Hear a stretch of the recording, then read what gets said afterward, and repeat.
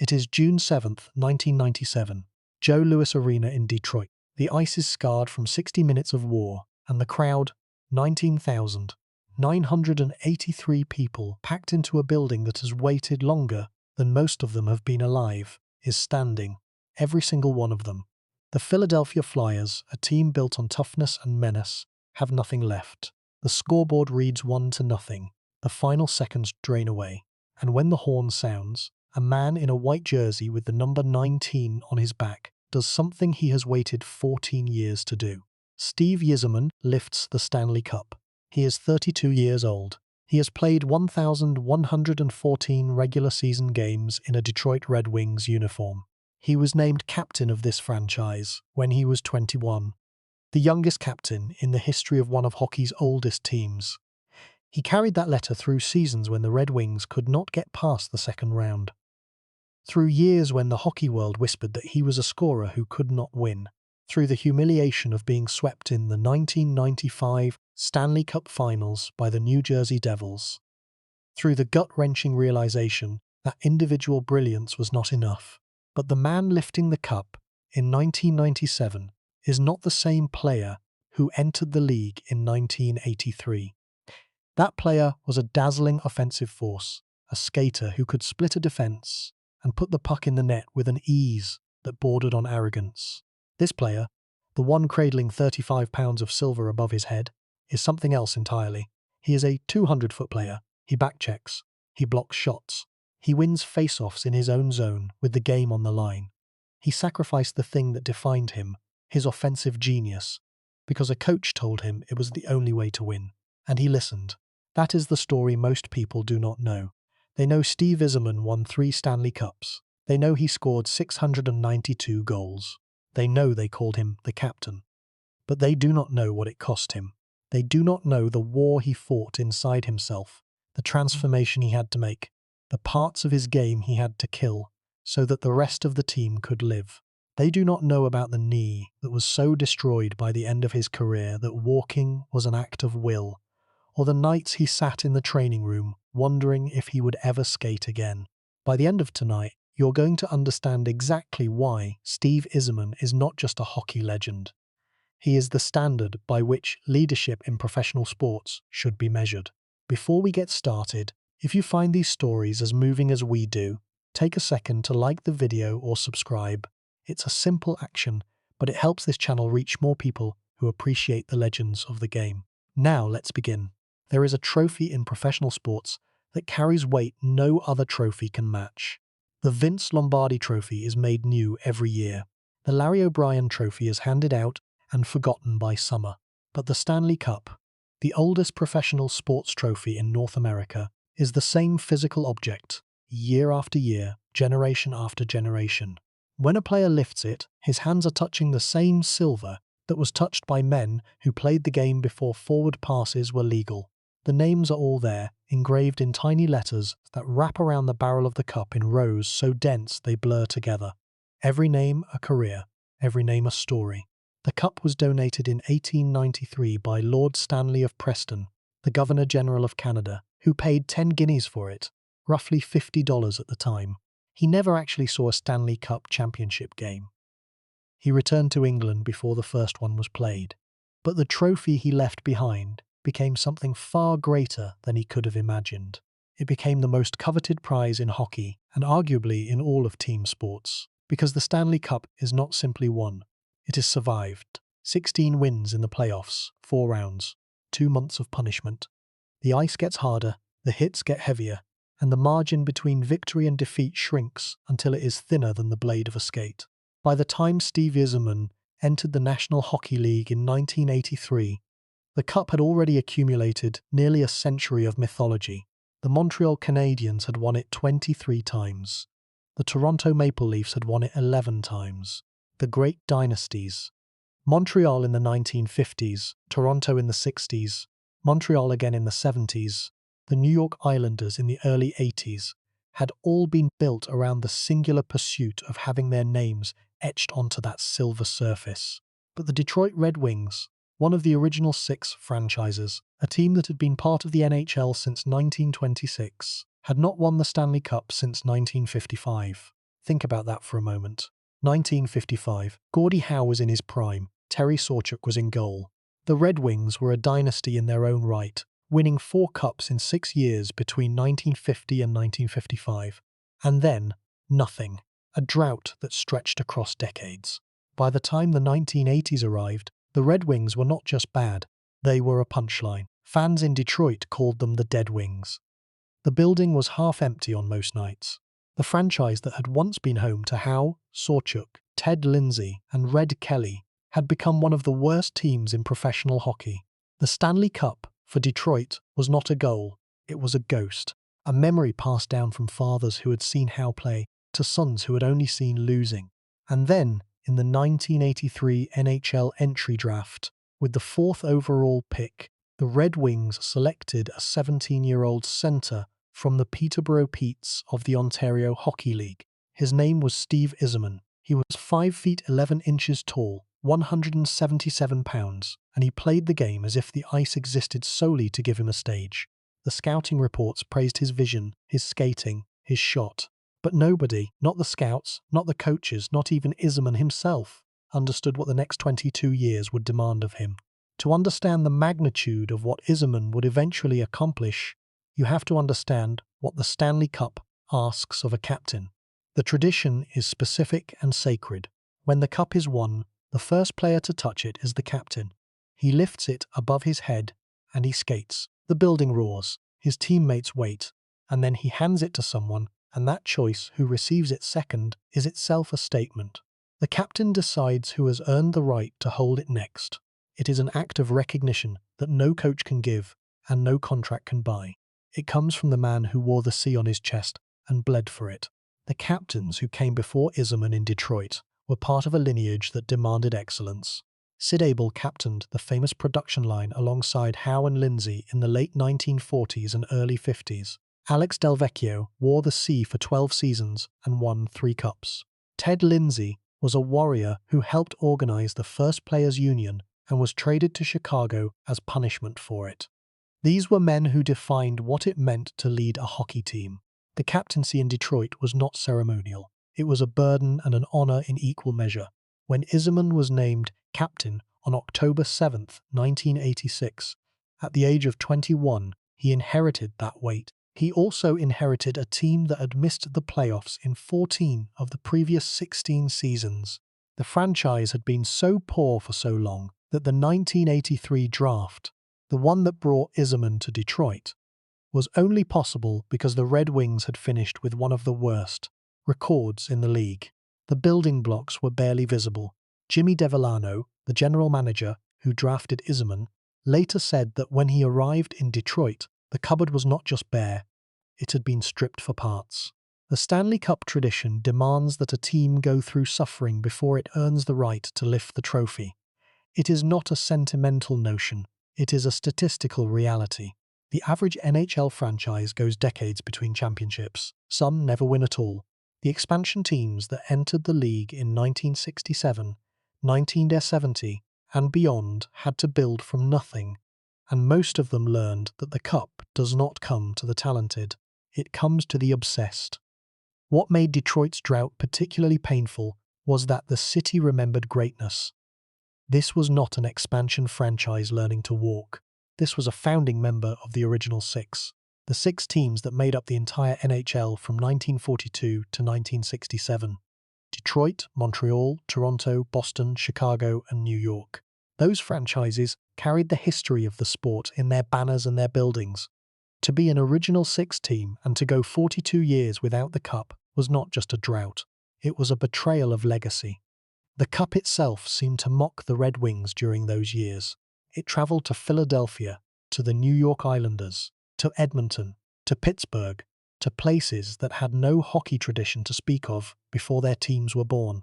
Meanwhile, the octopus, the bizarre and beloved tradition of Detroit fans throwing octopuses onto the ice during the playoffs, a custom dating back to 1952 when 8 wins were needed to claim the cup, had become a symbol of hope without fulfillment.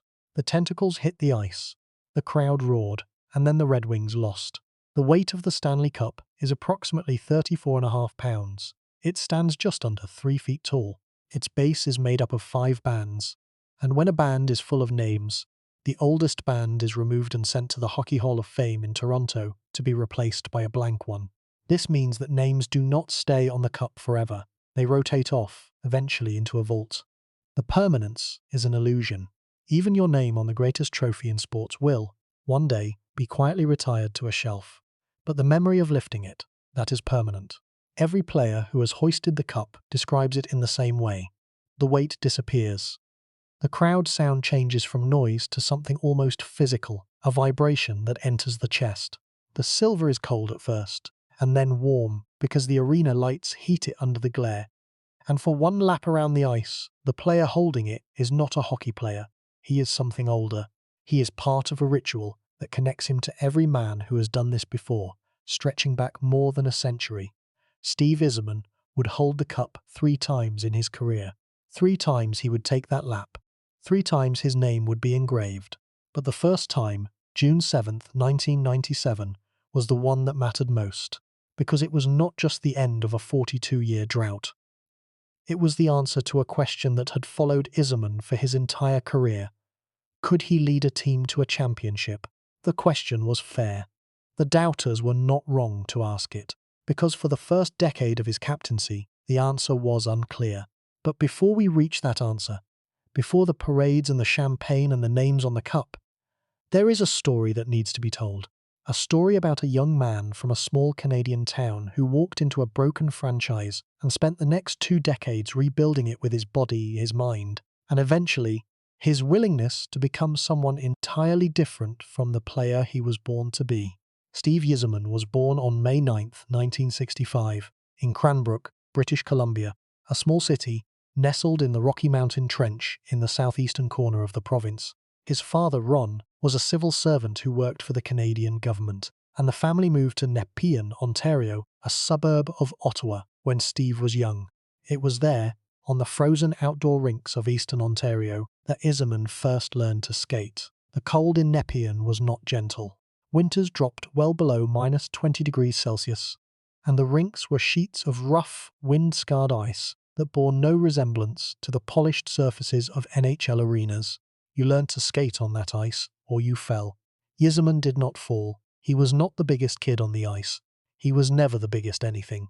But he had a quality that coaches noticed immediately, an ability to see the play before it happened. While other kids chased the puck, Yzerman moved to where the puck was going. It was not speed, though he had speed. It was not strength, though he would develop strength.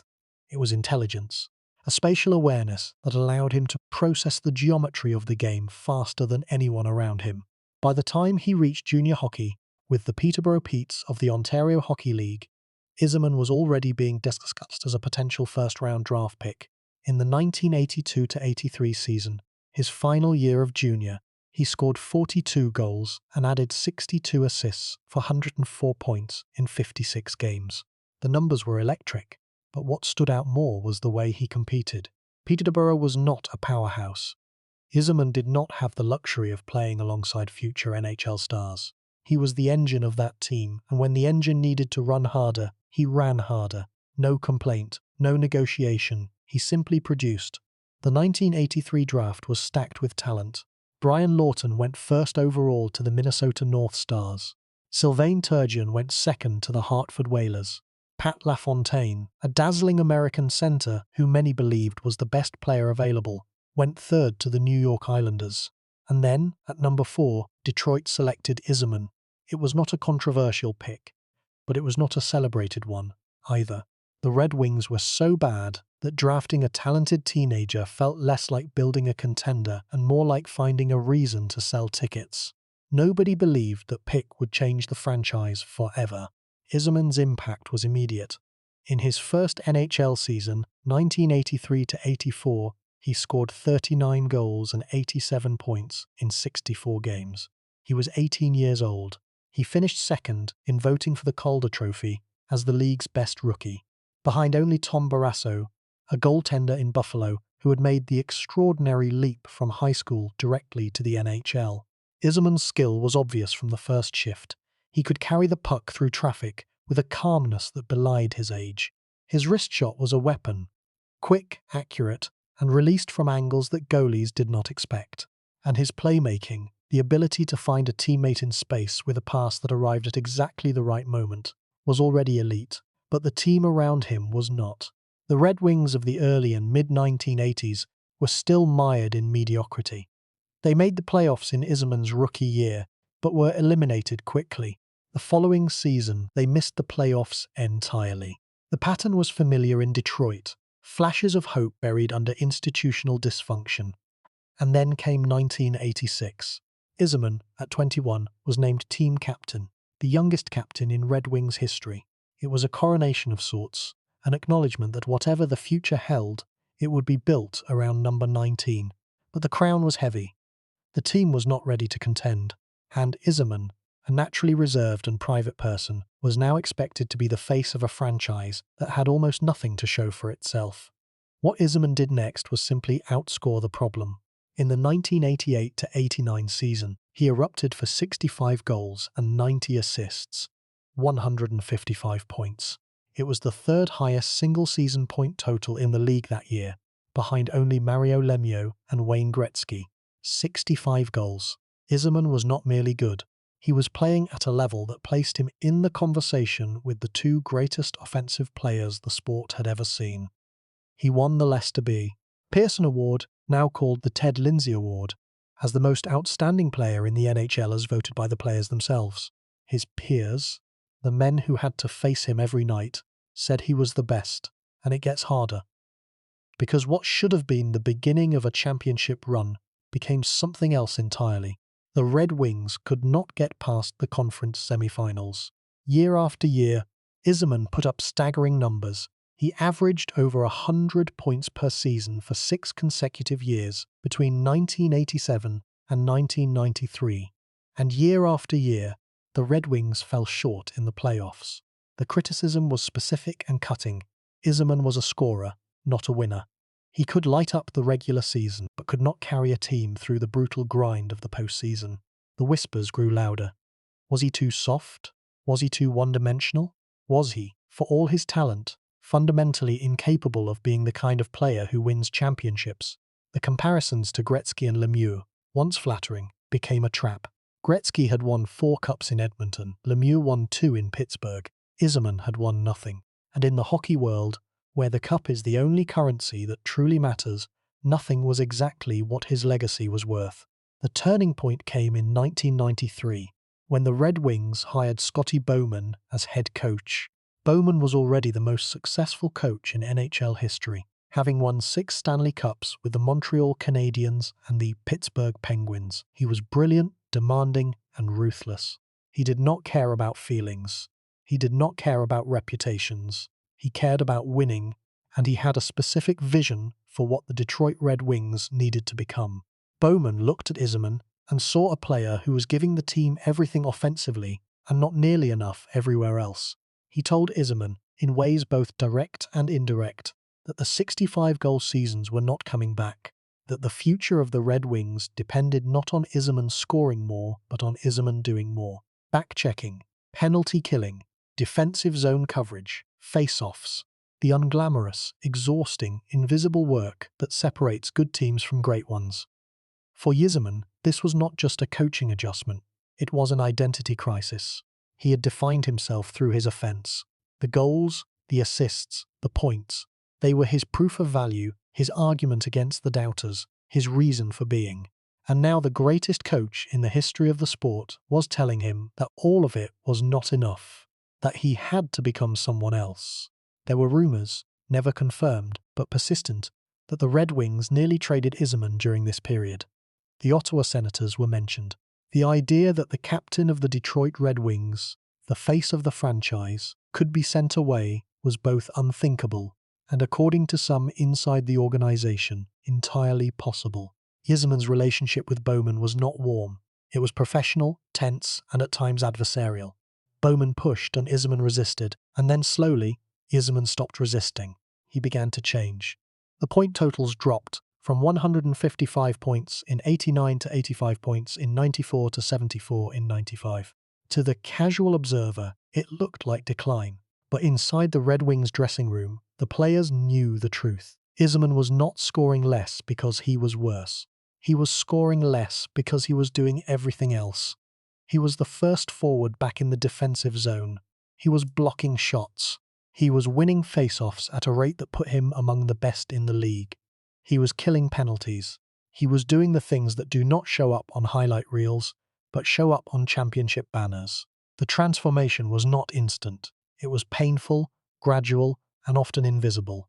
But it was the most important thing that ever happened to Steve Yzerman as a hockey player. But here's what makes this story unforgettable. He did not transform because he wanted to. He transformed because he wanted to win more than he wanted to be himself. The first moment that defined Steve Yzerman's march toward greatness was not a triumph. It was a humiliation. In June of 1995, the Detroit Red Wings entered the Stanley Cup Finals as heavy favorites. They had finished the lockout-shortened regular season with a record of 33 wins, 11 losses, and 4 ties, the best record in the NHL. Yzerman had contributed 47 points in 47 games. The roster was loaded with talent. Sergei Fedorov, Nicholas Lidstrom, Paul Coffey, Slava Kozlov, Dino Ciccarelli. The opponent was the New Jersey Devils, a team coached by Jacques Lemaire that played a suffocating defensive system known as the neutral zone trap. The trap was not exciting, it was not beautiful, but it was devastatingly effective. The Red Wings walked into that series expecting to overwhelm New Jersey with speed and skill. They were wrong. The Devils did not just beat Detroit, they destroyed them. A 4-game sweep. The Red Wings scored 7 goals in the entire series. 7. The vaunted offense that had terrorized the league all season was reduced to a whisper. New Jersey's defense, anchored by Scott Niedermayer, Scott Stevens, and the unyielding goaltending of Martin Brodeur, gave Detroit nothing. No space, no time, no hope. Yzerman was held to 2 assists in the 4 games. The captain of the most talented team in hockey had been rendered invisible in the most important series of his life. The aftermath was brutal. The Detroit media, which had spent the season building the Red Wings into champions in waiting, now turned its attention to the failure. And the focus landed, as it always did, on number 19. He carried that loss with him. Teammates said he rarely spoke about it, but that it changed something in him. The sweep confirmed everything Scotty Bowman had been saying. Talent alone was not enough. Not in the playoffs. Not against a team that was willing to sacrifice beauty for results. The Red Wings needed to become harder, smarter, and more disciplined. And it needed to start with the captain. The following season, 1995-96, Detroit was even better. They finished with 62 wins, 13 losses, and 7 ties. A record of 131 points. It remains one of the greatest regular seasons in NHL history. Yzerman had 95 points, but more than that, he played with a defensive awareness that had been absent in previous years. Bowman's lessons were taking hold. The Red Wings were not just talented, they were relentless. The playoffs began with a sense of inevitability. Detroit swept the Winnipeg Jets in the first round. They dispatched the St. Louis Blues in the second round, but it was in that series that one of the most iconic moments in Yzerman's career occurred. Game 7. Double overtime. The building was Joe Louis Arena, and the sound inside was something between a prayer and a scream. The Blues were coached by Mike Keenan, a man who thrived in chaos, and their goaltender, John Casey, had been brilliant. The game was tied 1-1. Both teams were exhausted. Both teams were running on fear. And then, with 16 minutes and 53 seconds gone in the second overtime, the puck found Yzerman's stick near the blue line, the line that separates the neutral zone from the offensive zone. He had no clear lane, no open teammate. What he had was instinct and a wrist shot that could beat any goalie in the league. He released it. The puck travelled roughly 55 feet, rising as it crossed the ice, and it beat Casey on the glove side. The red light fired. The arena did not erupt, it detonated. Yzerman dropped to his knees, his arms raised, his gloves thrown to the heavens, and the image of that celebration became one of the most reproduced photographs in hockey history. A man on his knees, arms outstretched, his face a portrait of pure, unrestrained joy. Wayne Gretzky, who was watching, later said that it was one of the greatest goals he had ever seen. Not because of the technique, though the technique was flawless, but because of the moment. Game 7. Double overtime. A shot from the blue line that had no business going in. It went in because Yzerman willed it. But the euphoria of that goal masked what came next. In the Western Conference Finals, the Red Wings faced the Colorado Avalanche, a team that had relocated from Quebec City just 1 year earlier and was already one of the most talented rosters in hockey. Colorado had Joe Sakic, Peter Forsberg, Patrick Roy in goal, and a collection of skill and toughness that made them legitimate Cup favorites. The rivalry between Detroit and Colorado, which would become one of the most intense and violent in NHL history, was born in this series. Colorado won in 6 games. The Red Wings, for all their regular season dominance, 62 wins, a record-setting pace, were eliminated before the finals for the second consecutive year. The pain was different this time. The 95 sweep had been a shock. This was something worse. This was a team that believed it had done everything right and still fell short. The story is striking when you consider what happened between that elimination and the following season. The Red Wings did not collapse. They regrouped. They added Brendan Shanahan, a power forward with a lethal shot and an edge to his game that the roster had been lacking. They deepened their defense, and Yzerman, the captain, came back harder than ever. His point totals continued to drop. He would finish the 96-97 season with 22 goals and 63 points. But the numbers told a lie. He was playing the best hockey of his life. His defensive metrics, his face-off percentage, his ability to shut down the opposing team's best forwards, all of it was elite.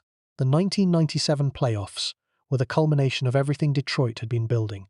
They defeated the St. Louis Blues in 6 games in the first round. They beat the Mighty Ducks of Anaheim in a sweep in the second round. And then came the Western Conference Finals, a rematch with Colorado. Standing between the Red Wings and the Stanley Cup Finals was a team they hated. The rivalry between Detroit and Colorado had escalated dramatically after a March 1997 game in which the two teams engaged in a brawl that remains one of the most violent in modern NHL history. The root of the hatred traced back to the previous year's playoffs, when Colorado's Claude Lemieux had delivered a devastating hit from behind on Detroit's Chris Draper, breaking his jaw, his nose, and his cheekbone. The hit was legal by the loosest interpretation of the rules and criminal by every standard of decency. Draper's face had to be reconstructed. The Red Wings did not forget. When Darren McCarty fought Lemieux in that March brawl, dragging him to the ice and delivering punch after punch while the Joe Louis Arena crowd screamed its approval, it was not just a hockey fight, it was vengeance. And it set the stage for a playoff series that carried the emotional weight of a blood feud. The Red Wings won the series in 6 games. They were physical, disciplined, and relentless. Yzerman led from the front, matching up against Sakic and Forsberg and giving them nothing. The victory was not just a series win. It was an exorcism. Colorado, the team that had ended Detroit's season the year before, the team whose player had broken Draper's face, was vanquished. And then, in the finals, the Philadelphia Flyers, led by Eric Lindros, the most physically imposing forward in the league, a 6'4", 236-pound center, who combined size, skill, and intimidation in a way the sport had rarely seen. The Legion of Doom line, with Lindros between John LeClair and Mikhail Renberg, had terrorized the Eastern Conference. Philadelphia was tough, talented, and confident. Build the opponent. The Flyers of the mid-1990s were constructed in the image of the old Broad Street Bullies, Philadelphia teams from the 70s that won 2 Stanley Cups through a combination of skill and sheer physical violence. The 90s version was more refined but no less dangerous. Lindros was the centerpiece, a player whose combination of size and ability had been compared to a young Gordie Howe. Ron Hextall was in goal, a goaltender known for his temper and his willingness to fight. The roster was deep, experienced, and hungry. They never had a chance. Detroit swept them in 4 games. The Red Wings outscored Philadelphia 16-6 across the series. The defense, anchored by Lidstrom, Larry Murphy, and Slava Fetisov, was suffocating. Mike Vernon, the goaltender, was spectacular and won the Conn Smythe Trophy as the most valuable player of the playoffs. And Yzerman, the captain who had been told he could not win, was everywhere. He scored 2 goals and added 3 assists, but more importantly, he controlled the pace of the series. He dictated face-offs. He smothered Lindros in the defensive zone. He played with the kind of completeness that Bowman had spent 4 years demanding. When the final horn sounded in Game 4, and NHL Commissioner Gary Bettman handed the Stanley Cup to Steve Yzerman, the captain lifted it and the 42-year drought was over. The octopuses flew. The city of Detroit, a blue-collar town that had endured economic hardship and urban decline for decades, erupted in celebration. Yzerman handed the cup to Slava Fetisov, the Russian defenseman who had fought the Soviet system for years for the right to play in the NHL. It was a choice that said everything about who Yzerman had become. A leader who honored sacrifice above all else. The numbers are striking when you examine what followed. The 1997-98 season brought another cup. This time, Yzerman won the Conn Smythe Trophy himself, the award given to the most valuable player of the entire postseason. Detroit swept the Washington Capitals in the finals, and Yzerman contributed 6 goals and 18 points in 22 playoff games. He was not just the best player on his team, he was the best player in the tournament. The man who had been told he could not win had now won twice in a row, and the second time there was no argument about who had led the charge. But the cost was mounting. Yzerman's right knee, which had been a source of pain for years, was deteriorating. He had already undergone surgery, and the cartilage was wearing away. Every shift was an exercise in pain management. Every game ended with ice packs and anti-inflammatory medication and the quiet knowledge that the body was breaking down faster than the spirit. In 2000, at the age of 34, Yzerman won the Frank J. Selk Trophy as the best defensive forward in the National Hockey League. Let the significance of that settle. A player who had once scored 65 goals in a season, a player whose entire identity had been built on offense, was now being recognized as the best defensive forward in the sport. The transformation that Bowman had demanded and Yzerman had resisted was complete. He had killed the old version of himself and built something better in its place. The final championship came in 2002. The Red Wings assembled what many consider the greatest roster in modern NHL history. Yzerman was still the captain. Lidstrom, Fedorov, Shanahan, Brett Hull, Luc Robitaille, Chris Chelios, Dominik Hasek in goal. The collection of talent was staggering. 9 future Hall of Famers on a single roster.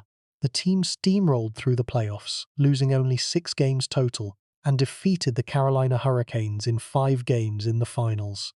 Yzerman lifted the cup for the third and final time. He was 37 years old. His knee was bone on bone. He could barely practice during the regular season, saving what was left of his body for the games that mattered. And still, in the playoffs he produced 23 points in 23 games. He was not the best player on that team. Lidstrom won the Conn Smythe, and Hasek was otherworldly in goal. But he was the heartbeat. The players looked to him. The coaches deferred to him. The organization revolved around his presence. 3 cups, 1 Conn Smythe, 1 Selk, 1 Pearson, and a transformation from pure scorer to complete player that stands as the most remarkable evolution in the history of the position. But away from the ice, away from the roar and the records, there was a quieter story, one that the cameras rarely showed and the statistics never captured. Steve Yzerman played his final NHL game on April 18, 2006. He was 40 years old. His right knee had been operated on multiple times, the most significant being a procedure called an osteotomy, performed in 2002, in which the bones in his knee were intentionally cut and realigned to redistribute the weight away from the damaged cartilage. The surgery, which carries significant risk and a long recovery, was not a common procedure for professional athletes. It was a desperate measure to buy time, and it worked. Barely.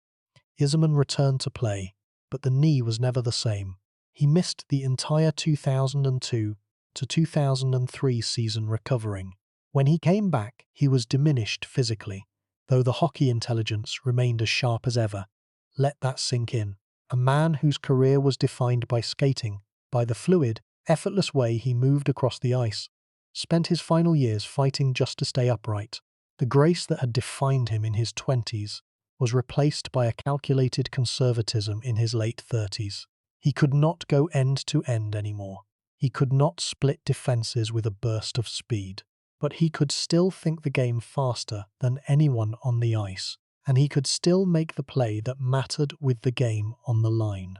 In 2003, Yzerman received the Bill Masterton Memorial Trophy, awarded to the NHL player who best exemplifies perseverance, sportsmanship, and dedication to hockey. It was an acknowledgement of what he had endured physically, but the trophy, for all its meaning, could not convey the daily reality of what Yzerman's body was telling him. Teammates from those final seasons have spoken about watching Yzerman walk to the rink on game days, moving carefully, deliberately, like a man who knew that each step was costing something that could not be replenished. And then he would get on the ice and play as if nothing was wrong. The limp disappeared. The pain was boxed away somewhere behind the eyes, visible only to those who knew where to look. Chris Draper, the player whose face had been broken by Claude Lemieux, and who went on to become one of the most respected role players in Red Wings history, once said that playing alongside Yzerman was like having a coach on the ice who also happened to be the best player in the building. He did not yell.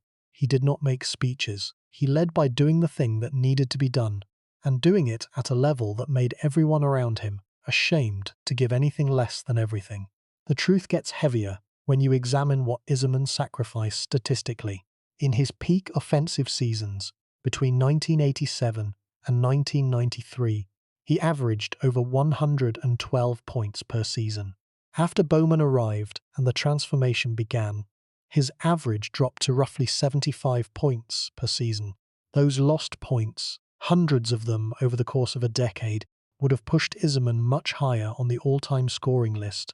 He finished his career with 1,755 points, placing him 7th in NHL history at the time of his retirement. Had he continued to score at his pre-Bowman rate, he might have challenged for 2nd or 3rd all-time. He traded individual glory for team success, and he did it without complaint, without public negotiation, without the kind of drama that often accompanies such decisions. Let that sink in. He chose to be less famous so his team could be great. The relationship with Bowman, which began in tension and never fully warmed, produced results that speak for themselves. 3 Stanley Cups, a franchise resurrection, a model for how to build a championship team that prioritizes completeness over individual brilliance. Bowman, for all his abrasiveness, recognized what he had in Yzerman. He once said, in a rare moment of public praise, that Yzerman was the most complete player he had ever coached. Coming from a man who had coached Guy Lafleur, Larry Robinson, Mario Lemieux, and Jaromir Jagr, the compliment was not small, but the personal cost extended beyond the physical. Yzerman was, by all accounts, an intensely private person. He did not seek the spotlight. He did not court media attention. In a league that was beginning to market individual stars, Gretzky, Lemieux, Lindros, Yzerman was almost deliberately invisible off the ice. He lived in the Detroit suburbs. He raised his family. He avoided controversy with a discipline that bordered on obsession.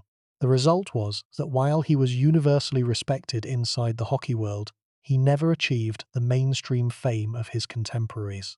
Ask a casual sports fan to name the greatest hockey players of the 1990s, and they will say Gretzky, Lemieux, perhaps Jagr or Sakic. Yzerman's name does not always come up first. It should. His retirement, when it came, was characteristically understated. No farewell tour, no grand announcement months in advance. He played his last game, and then he was done. The Red Wings retired his number 19 on January 2nd, 2007, and the ceremony at Joe Louis Arena was a moment of genuine emotion in a city that does not easily show its feelings. Yzerman stood at center ice, surrounded by his family and his former teammates, and the crowd gave him an ovation that lasted several minutes. He wept. The man who had spent 22 years controlling every emotion on the ice could not control this one. The years after retirement revealed another dimension of Yzerman's talent. He became the general manager of the Tampa Bay Lightning in 2010, and over the next decade, he built one of the most dominant teams in modern hockey. The Lightning won back-to-back Stanley Cups in 2020 and 2021, and the roster Yzerman constructed, Steven Stamkos, Nikita Kucherov, Victor Hedman, Ondrej Vasilevsky, bore the fingerprints of the same philosophy that had shaped his playing career: completeness, defense, depth, the willingness to sacrifice individual flash for collective strength. In April of 2019, Yzerman returned to Detroit as the general manager of the Red Wings, the franchise he had given his body to as a player. The circle closed. The man who had been drafted 4th overall in 1983 was now responsible for rebuilding the same team he had once rebuilt with his own two hands. It was, in its own quiet way, one of the most poetic arcs in the history of professional sports. When you look at the full story of Steve Yzerman, not the highlight reel, not the statistics, but the entire arc from Cranbrook to the captain's office in Detroit, what you find is not a story about hockey. It is a story about the rarest thing in professional sports: the willingness to become less so that something greater can exist. There are players who changed the game with their talent. Gretzky rewrote the record books, or reinvented what a defenseman could be. Lemieux played through illness and injury with a grace that bordered on the superhuman. But Yzerman changed something more fundamental. He changed the definition of what a captain should be. Before Yzerman, the captain was the best player. After Yzerman, the captain was the most complete player, the one willing to do whatever the team needed, even if it meant diminishing his own legacy in the process. The Red Wings of the late 1990s and early 2000s are remembered as one of the great dynasties of the modern era. 3 cups in 6 years. A roster that read like a Hall of Fame ballot. A coaching staff led by the greatest mind the sport has ever known. But at the center of all of it was a man in jersey number 19, who skated out every night and said, through his actions rather than his words, that this was not about him. It was never about him. The cold truth is that Yzerman could have been a bigger star. He could have demanded trades. He could have chased personal records. He could have played a style that maximized his statistics at the expense of his team's success. Instead, he did the opposite. He shrunk himself so that the team could grow, and in doing so, he became something larger than any individual statistic could capture. The banners hang in the rafters of the arena in Detroit. The number 19 is frozen in time, retired forever. But the real legacy is not in the banners. It is in the way an entire generation of hockey players understood what it meant to lead. When Sidney Crosby talks about captaincy, he references Yzerman. When Jonathan Toews built the Chicago Blackhawks into a dynasty, the model was Detroit under Yzerman. The influence is invisible but immense, woven into the fabric of the sport in ways that cannot be measured by goals or assists. So how good was Steve Yzerman? The numbers say he was one of the greatest players in the history of the National Hockey League. 692 goals, 1,063 assists, 1,755 points, 3 Stanley Cups, a Conn Smythe Trophy, a Selk Trophy, a Pearson Award. Numbers that place him among the 10 or 15 best players who have ever lived. But the numbers do not tell the full story. They never do. Because Steve Yzerman's greatness was not in what he achieved. It was in what he was willing to give up to achieve it. He walked into the NHL as a teenage phenom with a gift for scoring goals, and he walked out as the most complete captain the sport has ever produced. Between those two versions of the same man lies a journey that required more courage than any overtime goal or any playoff series. It required the courage to look at everything you are and say, this is not enough. I have to become more, even if it means becoming less of what I was. The captain does not always score the goals. The captain does not always make the highlight reel. The captain is the one who, when the lights go down and the crowd goes quiet and the pressure is so heavy it bends the air, does the thing that needs to be done. Not the glamorous thing, not the easy thing, the necessary thing. That was Steve Yzerman, every night, for 22 years, on a knee that should have ended his career a decade earlier, in a city that needed him to be more than a hockey player, for a franchise that had forgotten what winning felt like and needed someone to remind them.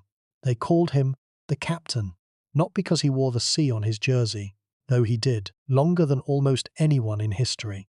They called him the captain because when you watched him play, when you watched him lead, when you watched him sacrifice the parts of himself that the world valued most so that his team could stand on the ice and lift the oldest trophy in professional sports, you understood that this was what the word meant. Not a title, not a designation, a way of being. The ice at Joe Louis Arena is gone now. The building was demolished. The Red Wings play in a new arena with new banners and new names. But the number 19 still hangs from the ceiling. And if you stand beneath it, in the quiet before the crowd arrives, you can almost hear it. The sound of skates cutting through fresh ice. The sound of a man who gave everything he had and then found more to give. Steve Yzerman, the captain, the standard. Some names are engraved on the cup, his is engraved on the sport.